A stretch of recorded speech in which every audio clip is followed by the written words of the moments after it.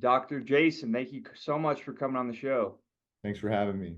I wanted to talk about habits. I see you talk about habits and their importance a lot.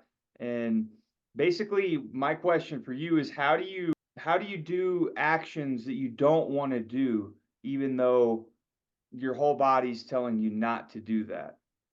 Yeah, I think, you really have to be able to look yourself in the mirror and call yourself out.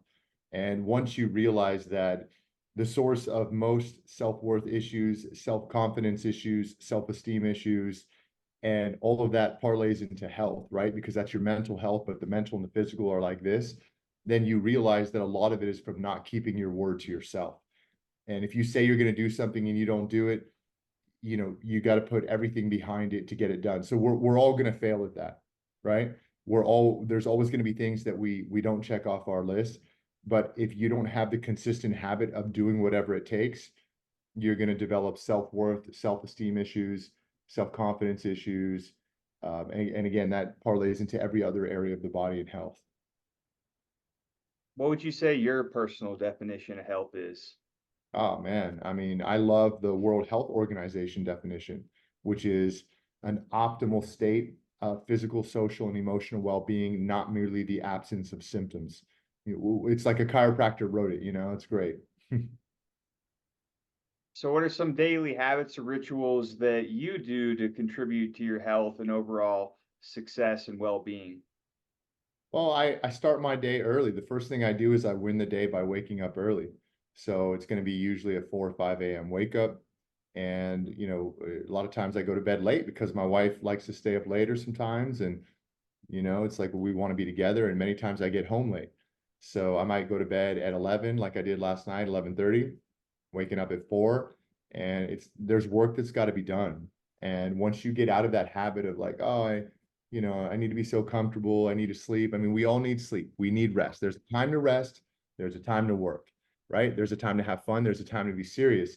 But once you get out of your mind that I just always have to rest and everything always has to be perfect, and you start realizing that we're here to produce more than we consume, it changes the game. So I win the day by starting with the early wake up. That's the habit. Boom, you win that. I go outside early in the morning. I usually have some coffee, some water, go outside, and I start hitting burpees. So I typically do maybe like 25 half burpees just to start the day. If I'm doing, there's all sorts of different types. Maybe I'll do 50 of a different kind, but that gets the blood pumping. I'll do my morning routine. Now I've won two things. Now I'll go and I'll start reading. I'll start reading, some spiritual, deep kind of literature and planting the seeds in my mind. If you don't take the weeds out of your garden, as one of my mentors says, if you don't take the if you don't plant flowers in your garden, you're forever pulling weeds. And so, I start my day with wins, and then by reading, and I dip my mind in there, and then I get out my journal and I write. You know, every single day, man. Good stuff. Yeah, that consistency pays off. But what really inspires you to do what you do, and how did you originally get into chiropractic work? Man, I think that so many people they go through life just living, and everybody's always kind of like rushing around and in their own little bubble. And there's going to be a group of people where they get to a point of where their consciousness raises and they start wondering, is this all there is? Am I really supposed to be, sitting in an office building all day or at a desk? And you begin to wonder, is there more? And when you have moments of clarity, glimpses into clarity, because most people live a clouded, unclear life. They numb and dumb themselves with food and alcohol, and they do very low energy activities. Constantly gossiping, just talking about other people, and most people vibrate and resonate at a very low frequency. And so you occasionally, if you're at that low frequency, like I once was, and a lot of people are, you occasionally get glimpses of a higher frequency state. You Hmm. know, everything just flows. And if that happens to you enough in the right circumstances, you kind of realize, like, wait a minute, man, I had such a great day, things were so good. I wish every day could be like that. And then you go back down to your low energy state. And for me, I was, in that low energy state, doing things I certainly wasn't proud of, and that kept me in that kind of like guilt and shame, low cycle, and just not being a very high value man when I was a teenager. And then I got into a car accident, and thank God it wasn't, hospital type accident, but I was in a lot of pain. And my girlfriend at the time said, "Hey, let's go to the chiropractor." And I'm like, "Why?"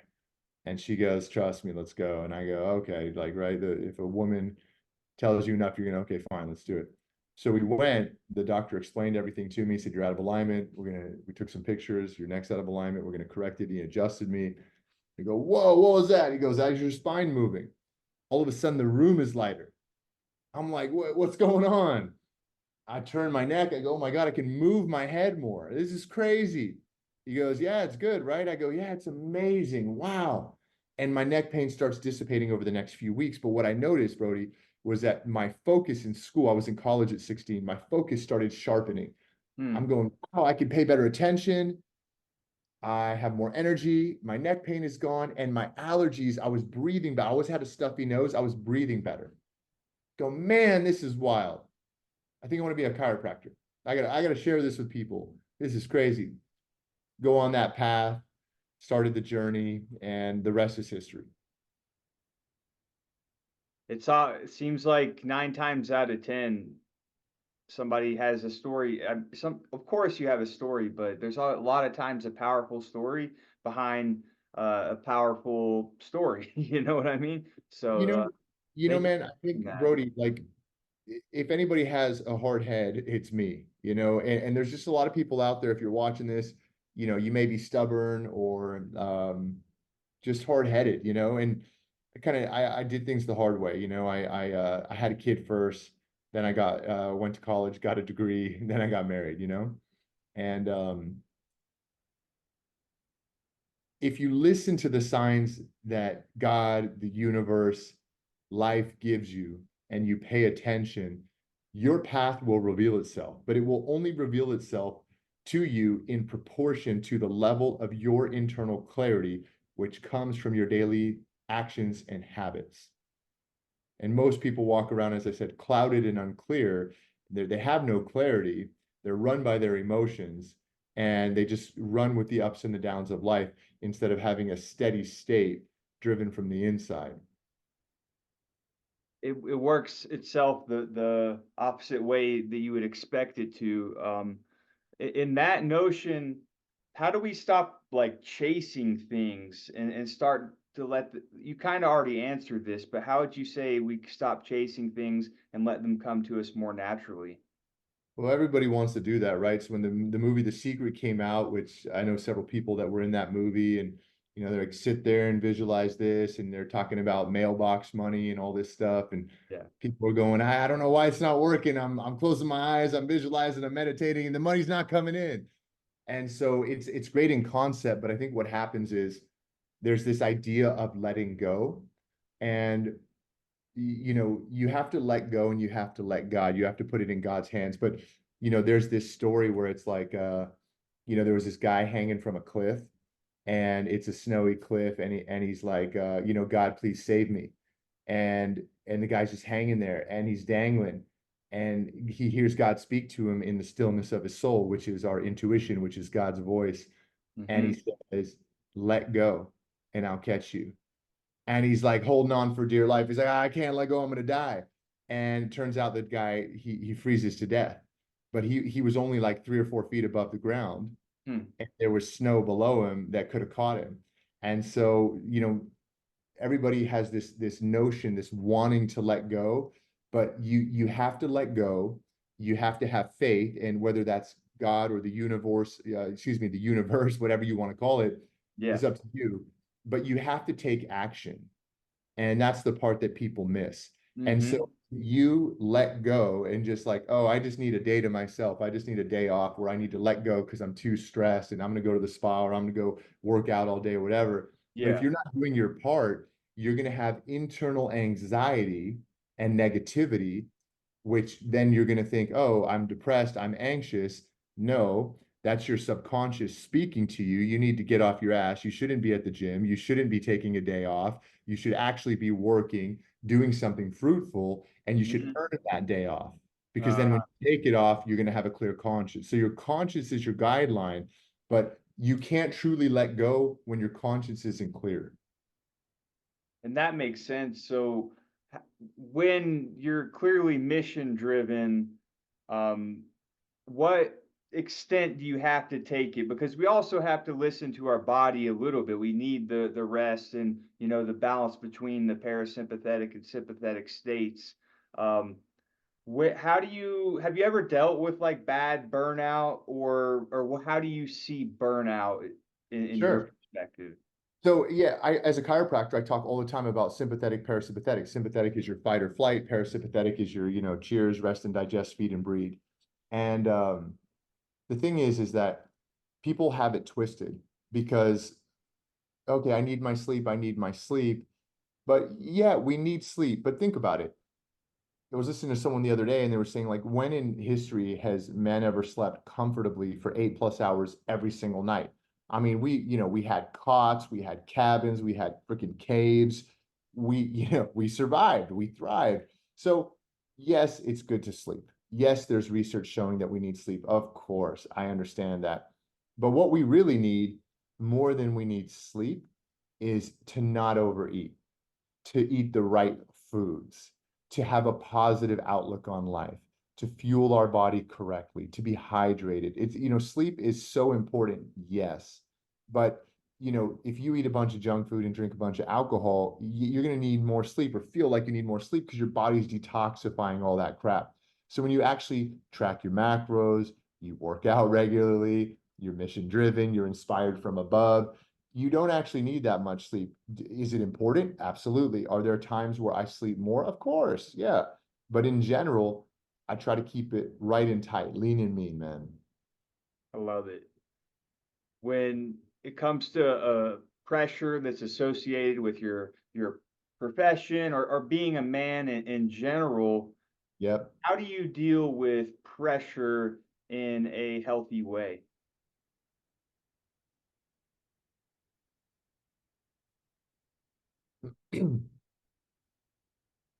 Well, I think the pressure associated with being a man has a lot to do with, am I living up to my purpose? Do I know what my purpose is and am I living up to it? And am I providing and protecting those around me that I love? And so, again, if you're not aware of your purpose and living up to it, providing and protecting for those around you, you're going to have deep-seated feelings of inadequacy as a man. And that then can translate into feelings of feeling like shit. And most people go and they numb and dumb those feelings. So pressure is good. And like Tim Grover says in his book, Relentless, you want to run towards it. So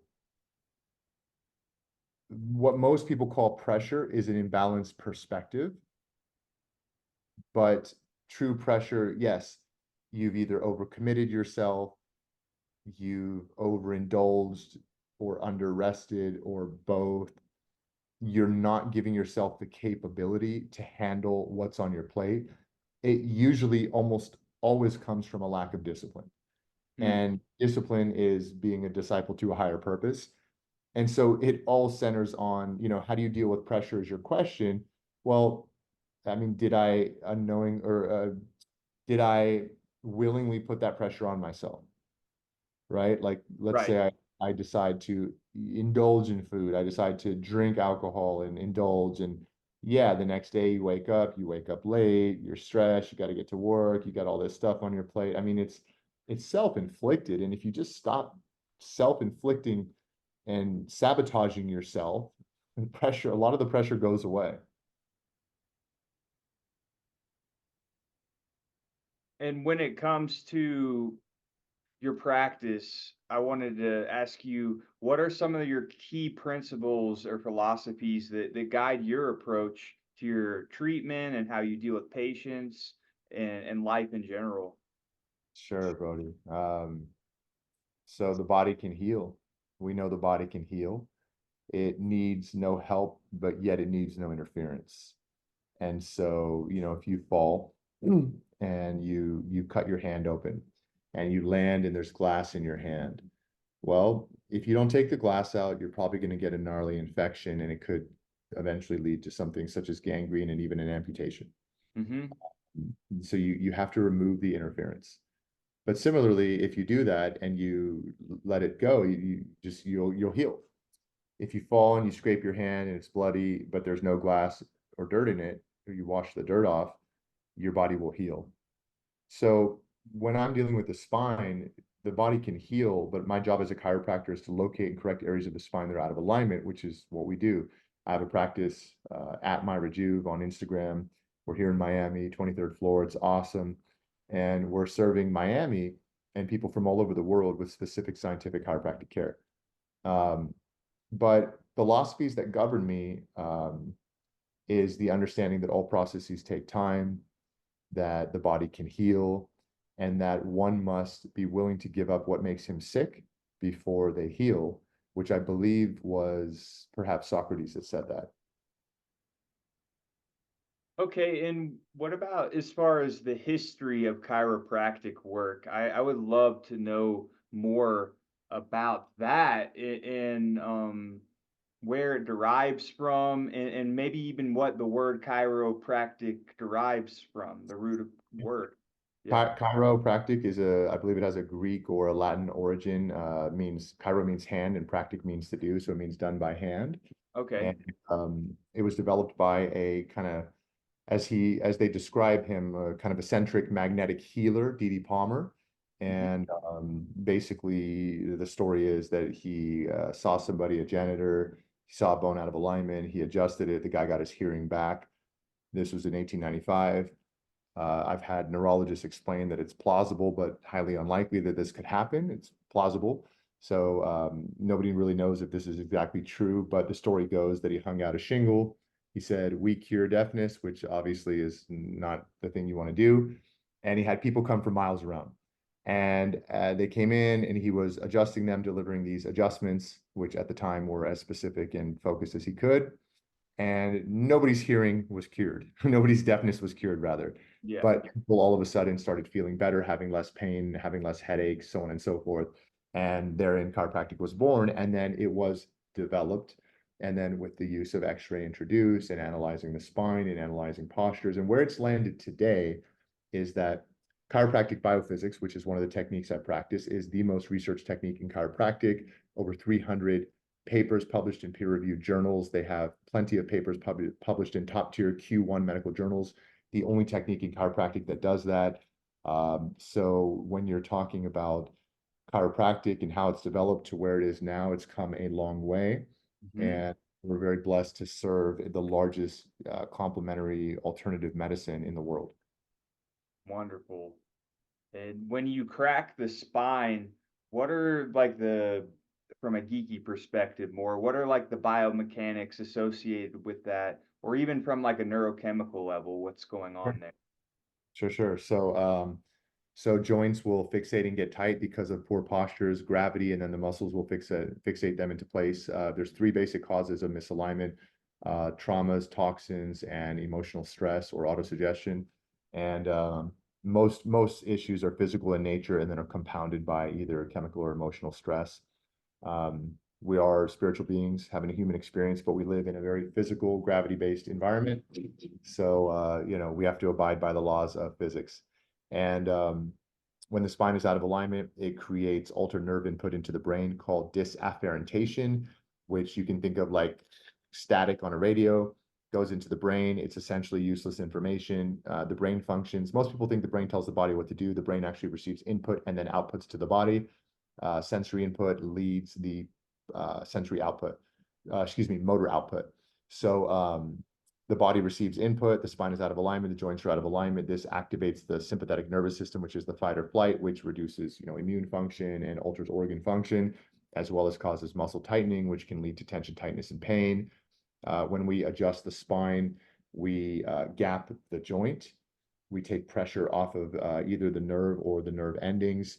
The muscles reset due to the GTOs, the Golgi tendon organs in the tendons of the muscles surrounding. It resets their firing. It oftentimes breaks spasms, allows to restore normal motion.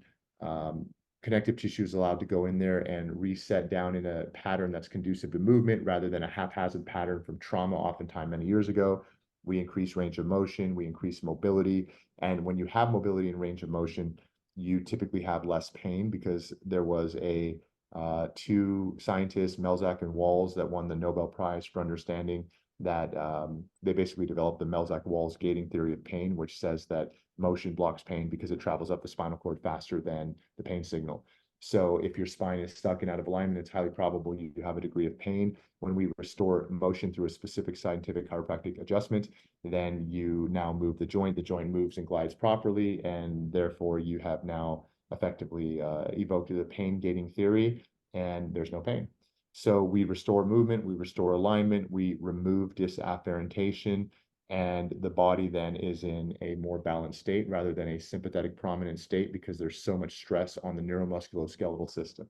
So it's pretty fire. It works. Beautifully explained. Thank you for doing that. And more transitioning back into today's age, why do you think that we're living in times of extremes where people seem to be really outside of their element and uh, the uncertainty? I know the brain really doesn't like uncertainty, and so yes, we are kind of living in uncertain times. But what is your rationale for people just really like falling apart? It seems like these days. Well, you've probably seen that meme circulating online that bad times create strong men, Yep. and strong men create good times, and good times create weak men, and weak men create bad times or hard times, and hard times, it goes around. So everything in life is cyclical and goes on, and we're part of that, as humanity will always be in a sense. Um, and so we're in a cycle, and we're in Mhm. a part of that cycle, and you combine modern conveniences with just kind of where we are in the cycle of humanity, and as industry has grown, as technology has grown, as uh, inflation and just the economy has moved forward, people have become a lot of people have become more stagnant, um, not moving as much over the past 10, 20, 30 years, etc. Yeah. And so our work setting and our lifestyle has changed, where there's a lot more instant gratification now, whereas you had to work for things. When I met my wife, there was no like swipe left, right app. It was like you had to talk to people, and that was it was only 16 years ago, you know? Yeah, yeah. So there's a lot that's changed in a small amount of time. And those that are not disciplined to understand that the work creates the self-worth, they're just like, cool, like technology is great, which it is, Hmm. but if you're not willing to work for things, you eliminate self-worth essentially because it's just there. And so I think a lot of that's happened in our society where people don't have the same self-worth because they naturally don't have to work as hard for things because there's more technology and conveniences. And you couple that with just, again, that cycle of where life is, people are a little softer and a little weaker these days. Yeah. And there's people that understand because, they've been through it, or they have mentors and they learn from others' experiences that, hey, I need to, it's like a Goggins mentality, voluntary discomfort Yeah. actually primes the brain for, higher states of consciousness, essentially. Yeah, that's really well explained, and when you put all those pieces of the puzzle together, it adds to a pretty perfect storm. Now, when it comes to thriving and inspiring yourself and others during times like this, you believe discipline is the way to achieve that a thriving life even in times like these? Yeah, I mean, you have to have discipline, but you also have to realize that your outer world is a reflection of your inner world. Hmm. And you have to understand that, you take the fact that the work that you do creates the worth as a human being. And so you have to develop self-worth by doing work. But then you also have to understand that your internal state dictates what you see. So your frequency and your level of vibration as a spiritual being, a human being, Hmm. literally determines what you see. And so you have to take responsibility by doing the work, and you have to take responsibility by being aware of and elevating your frequency. Because if you don't do those things, then life will happen to you. But if you do those things and you do the work involved to develop yourself as a person, I mean, that's essentially the intrinsic purpose we have, is to develop ourselves, overcome our challenges and adversities, and then help other people who are going through similar situations. And it goes deeper than that, but that's sort of a base level purpose. And our job is to do that, but to also be responsible for what we are seeing and managing our internal states so that we see an external world that is what we want. Essentially, be the change. Right, be the change that you want to see. And And so many people are clouded by that, right? So yes, it's discipline that ultimately is going to drive your success. You right, have discipline to do certain things in life, to do things when you don't want to do them.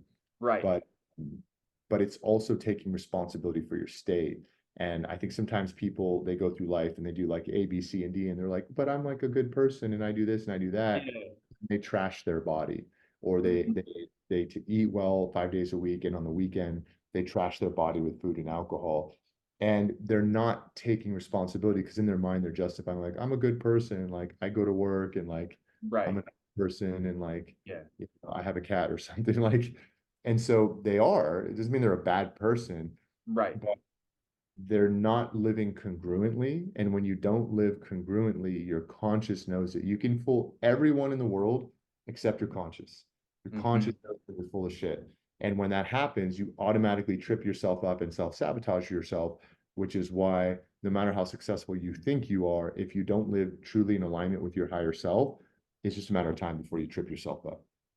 That's right. And like, if you're going throughout your entire day in misery and you're pissed off and you're yelling at this person, or even if it's all internal and it's all negativity in there, if you're just really miserable, you have to find a way to enjoy what you're doing no matter what that is, even if it's cleaning the dishes, like 100%, man. I clean the dishes mundane every shit, night you in know. my house. What's I that?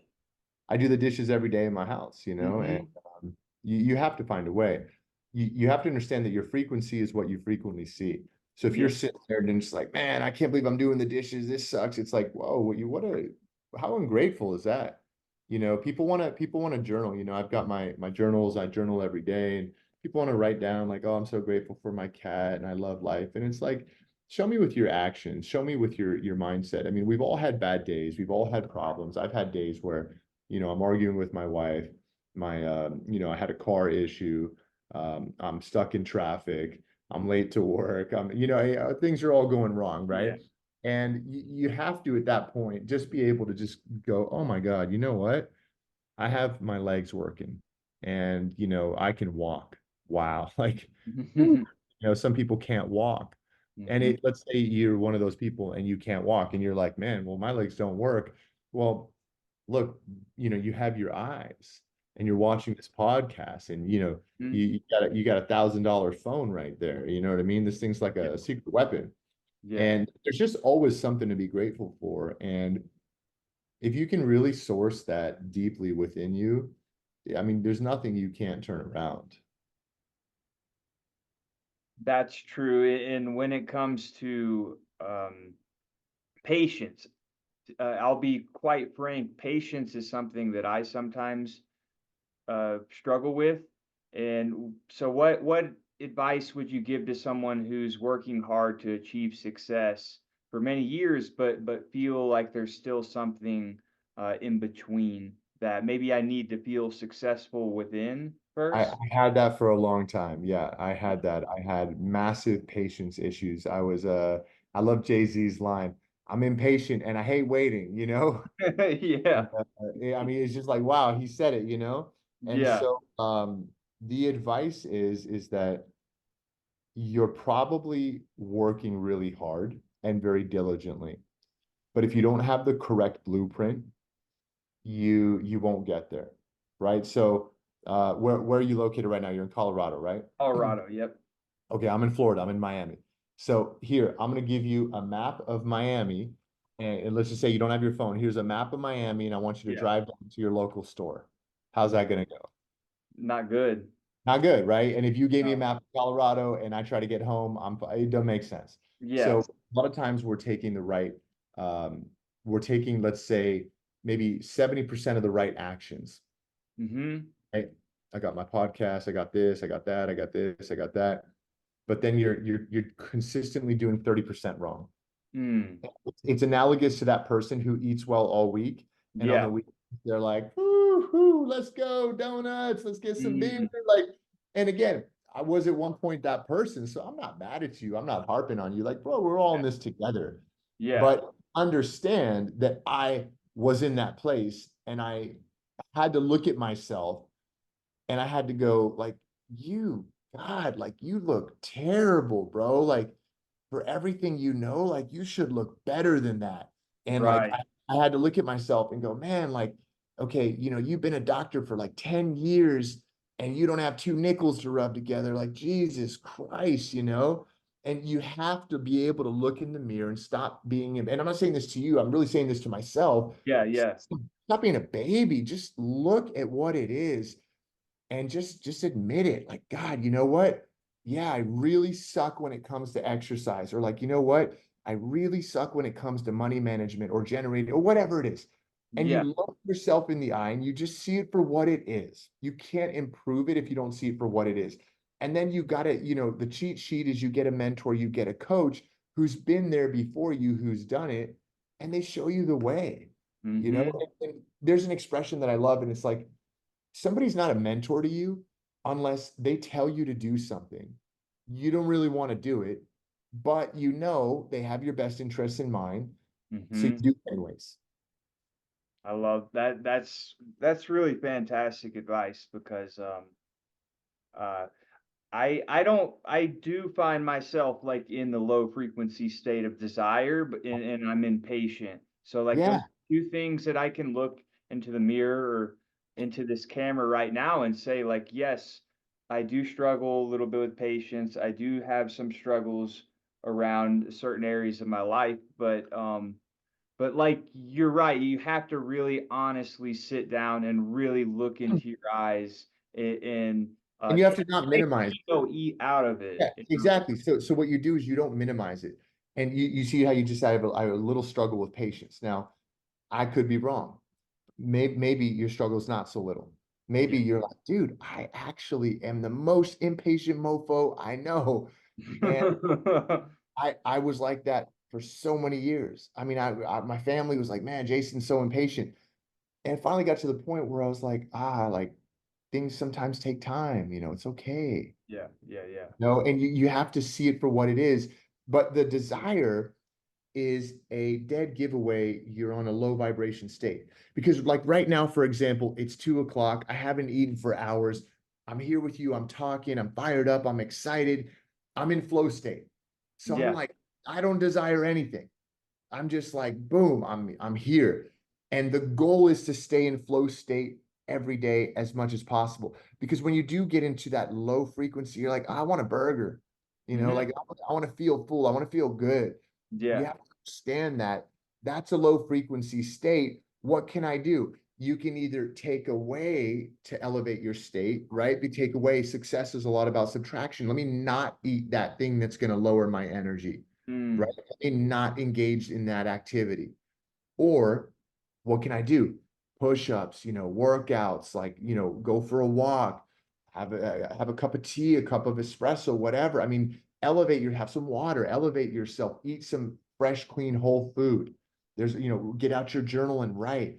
And this is what I teach people. This is specifically what I coach people on is how to stay in a high energy state and how to then use that high energy state to get what you want, get out of your own way, because most people are tripping and slipping and self-sabotaging themselves and they Yeah. can't get where they want to go. And they're like, but I'm doing work, but it's not enough. Mhm. Yeah, that stuff really hits home, and there's always something that you can do on a higher vibrational level at every 100%. moment, instead of uh, whatever, taking an unnecessary nap on the couch, or scrolling through TikTok or some shit like that that just will fuck you up indirectly in anyway. So yeah, there's levels to self-sabotage, I know. But it's that those small little subtle ones that you do throughout the day It fuck is. you up, It is. It's you the know? little ones. That's right. Yeah. Cool, dude. So with that message, what would you say are your favorite 5 books of all time? Oof, man. I love the 10X rule by Grant Cardone because he wraps your mind around getting on the right level of action. It takes a lot of action to succeed in life and business. Um, I love Be Obsessed or Be Average because Cardone kind of gives you permission to be obsessed and you realize that obsession can be a great thing. Um, I love Change Your Thoughts, Change Your Life by Wayne Dyer because he talks about the simplicity of our thoughts and how they, again, your frequency is what you frequently see. Um, Meditations by Marcus Aurelius is so much wisdom from a man so long ago who had so much at his disposal in the form of materialistic abundance and knew deep down that he had to get up, get going, contribute, be a producer, not just a consumer, at a time when there were literally no modern conveniences. Um, and Relentless by Tim Grover, where he just acknowledges that everybody has a dark side, and you have to learn to use your dark side. You have to learn to acknowledge it, but you also have to learn to not trip yourself up and self-sabotage yourself because most people are run by their kind of like alter ego, their dark side. And again, you can fool everybody, but you can't fool yourself. And you try to fool your subconscious, you're in for the biggest trap where, you don't progress like you want to. Got it.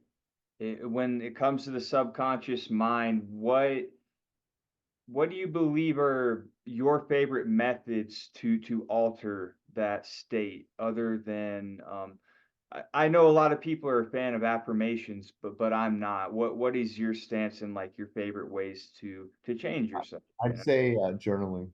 Journaling? Journaling, yeah, because there's something that the visual kinesthetic aspect of writing and seeing and writing, Mhm. and it's like you're affirming to yourself. It's just a foundation, right? It's just like closing your eyes and meditating is not going to bring you mailbox money. You actually Yeah. have to work and invest and have Yeah, active investments to do that. right. But journaling, the act of journaling lays a foundation, and you have to couple that with the wins because see, this is the thing is like, oh, I don't like affirmations. Well, I mean, I don't like putting gas in the car, but the car needs gas to go or electricity, right? I mean, it is Yeah. what it is. So Yeah, yeah, you, yeah. yeah, you say you don't like affirmations. Why? Like, Well, with affirmations? it's no issue with affirmations. It's just that like you can stand in front of the mirror for hours a day and say I'm healthy. See, I'm that's skin-" the wrong, no, that's the wrong blueprint. See, somewhere along the line, somebody told you that you have to stand in front of a mirror. And I once saw Patch Adams speak, the real Patch Adams, Yeah. and he I believe it was the 60s or the 70s, helped people in the Haight-Ashbury area of San Francisco. And he had people with mental illness and other diseases. And one of the things that he said was he had them stand in front of a mirror and say sometimes 100 times to themselves, I really, really love myself. And there's a moment to do that, right? There's a moment to take control of your soul and change things around if you're in dire circumstances. But on a daily basis, standing in front of a mirror and being like, I really, really like, no, I think you're honestly wasting your time. Yeah. But having a few core affirmations that are based upon the areas that you're struggling or having challenges with, it's like, you know, if do you have any children? Not yet. Okay. So when you have kids, you're going to see, I have 3 kids, that one of the ways that we teach kids is by affirming them. Mm, Job. Hey, my son is Jack. Jack, good job. You did good, right? yeah, You tapped your shoe. Good job, buddy. High five. Or yeah, Jack, don't, no, no, no. Let me, don't cross the street. I'm affirming to him, right? I'm affirming, don't cross the street. Just like good job tying your shoes. So if we don't learn to build and develop ourselves and affirm ourselves and validate ourselves, you're constantly seeking it externally. And then on top of that, if you don't have discipline and then you go and you throw yourself into low energy states all the time and you have no discipline, um, and you're seeking validation externally, well, now you're scrolling on your phone for porn or for, other bad habits, and right, you're just spiraling down into this like toxic, low frequency state. And then you snap out of it and you're like, okay, okay, I'll get back on track, and you keep wondering why you're not getting to where you want to go, but you're putting yourself there all the time.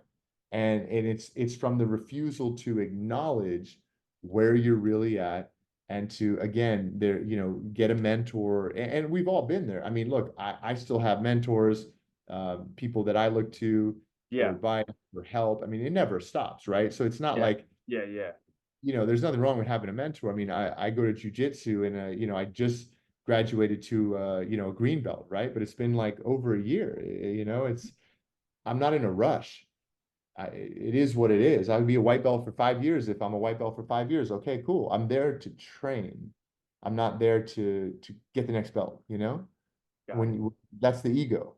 Right, yeah, like the ability to learn every single day and have that beginner's mindset. Yeah, of course, man. Why would it be any different? Like I want to Definitely. grow. Look, today I left the house, and last night my wife made some sweet potatoes, and they're such a healthy snack, and I love them. So we Yeah, had two Tupperwares. I had one for me that I separated, and then it had like, let's say a couple cups in there, and then one for my wife. It had like twice as much, and for my wife and my son. I grabbed the wrong one and I took it. And my wife calls me, and I'm out running errands on my way to work. And she's like, "Did you take my sweet potatoes?" I was like, "No, I didn't take your sweet potatoes. I took mine." And she's like, "No, you took mine." I'm like, "No, no, no, I didn't take yours. I took mine." She's like, "You took mine." So, and she's like, "It's for me and Jack, which is my son." So I yeah, opened, I'm like, "Oh my God, I did." So I had to go to work. I had a lot of stuff to do, but I'm like, you know what? Like, I messed up. Let me fix that. I rearranged my schedule. I drove back home. I dropped it off. I gave her a kiss. I came back to work. It's like, it's a simple thing. And you can yeah, say, oh, don't waste the time. But it's when you want to be clear and congruent and live a consciously congruent life, you want to make good decisions. You want to make right decisions. And it's the small things, like you said earlier, right? It wouldn't have changed the day necessarily, but right. I feel better about it. And you want to It's so much operate from deeper that than state. that. So much, Yeah, it's so much deeper. And when peace is the most coveted feeling, inner peace. yeah, yeah. And when you have inner peace, I mean, what else is there? Nothing. What's above that? Nothing. Like maybe bliss consciousness, but Yeah, you know what I mean? Like bliss consciousness is beyond this physical reality. So I mean, maybe you can experience it a little bit right now, but maybe not to the same extent. Um, Wonderful. Thank you so much for coming on. I wanted to leave the listeners with how they can reach out to you and connect, as well as if you could leave us with some words of encouragement. sure, man. Well, you can find me on Instagram at Dr. Jason, just at Dr. Jason. You find me there if you need anything. And I'd say you can tell a man by his habits. That don't discount the little things. It's always the little things. It's always the little things. So when you live on purpose and you direct yourself from your inner voice, you're conscious, you consciously create your life and everything flows. And so if you use that as a guide, when everything's flowing, you know you're on purpose. And when things aren't flowing, you know you're not on purpose. You need to make some changes. Wonderfully said. Thank you, and hope everyone has a great day.